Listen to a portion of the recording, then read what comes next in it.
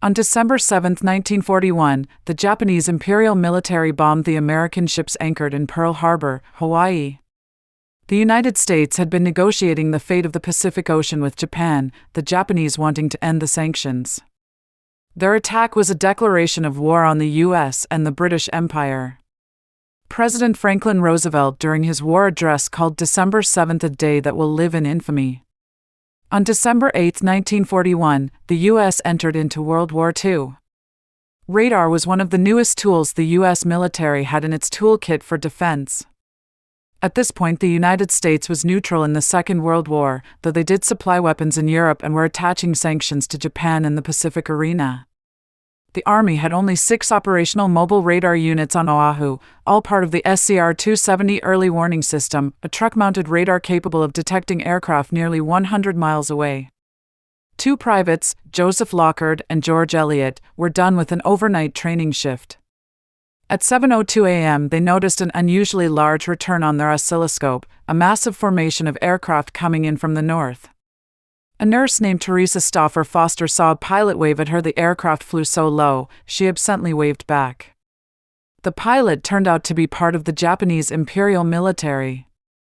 Again, at this point, the U.S. had not entered into the war. The radar signature was larger than anything they had ever seen.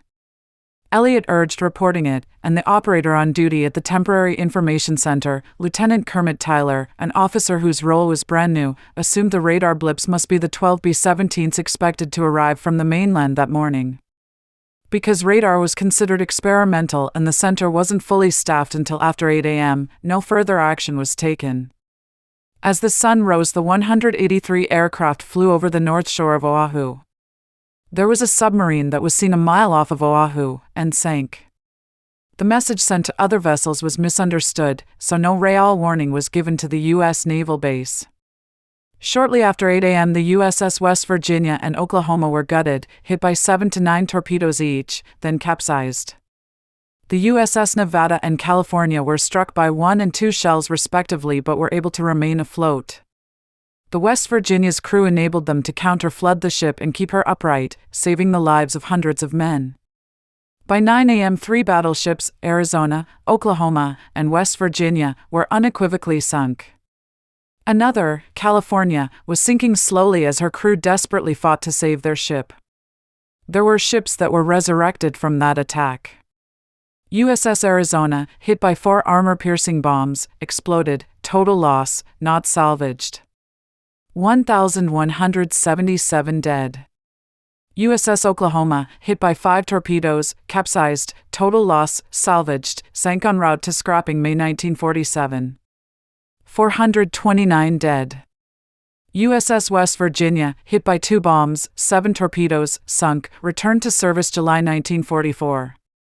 106 dead.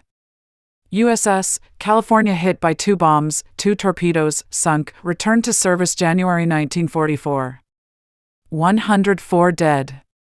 USS Nevada, hit by 6 bombs, 1 torpedo, beached, returned to service October 1942. 60 dead. USS Pennsylvania in dry dock, with Cassin and Downs, hit by 1 bomb and debris from USS Cassin, remained in service. 9 dead. USS Tennessee, hit by 2 bombs, returned to service February 1942. 5 dead. USS Maryland, hit by 2 bombs, returned to service February 1942. 4 dead. There were 2,404 U.S. military personnel and civilians killed in the Pearl Harbor attack. This included 68 civilians.